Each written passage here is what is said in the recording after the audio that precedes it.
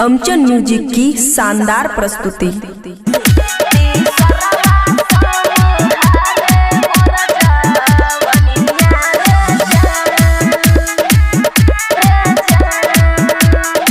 खुशी recording studio बलुआहा।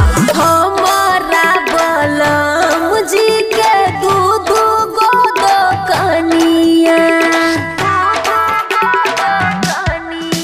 हे गए हमारा बलम जी के दूध गोद कनिया तीसरवा समहारे मोर जवनिया रे जान तीसरवा समहारे मोर जवनिया रे जान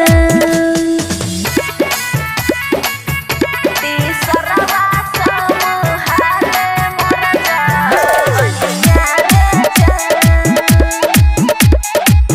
मोर जवनिया रे जान। डीजे गुड मधुबनी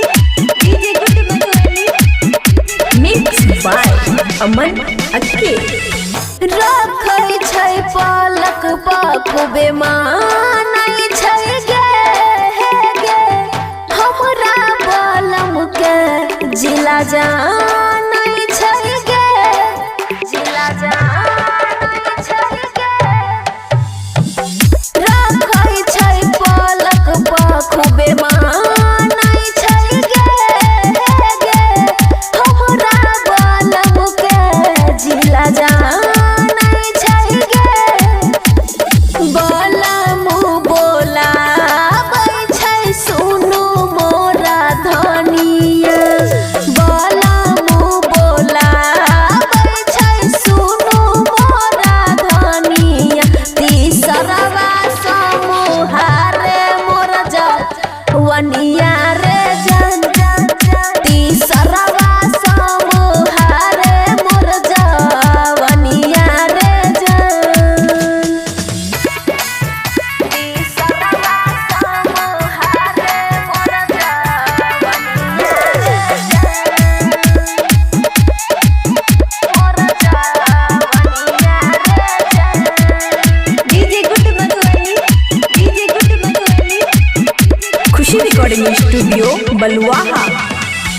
पाके बलम लीडर हम तर गेले अइया हे या जिंदगी जे हमरो तसवर गेले अइया तसवर गेले अइया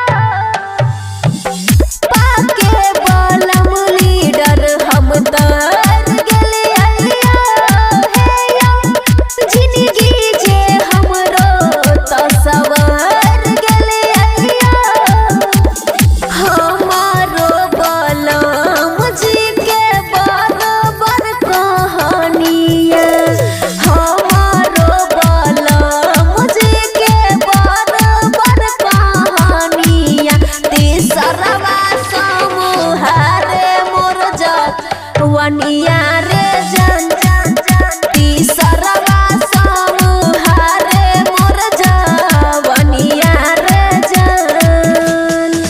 खुशी रिकॉर्डिंग स्टूडियो बलुआहा।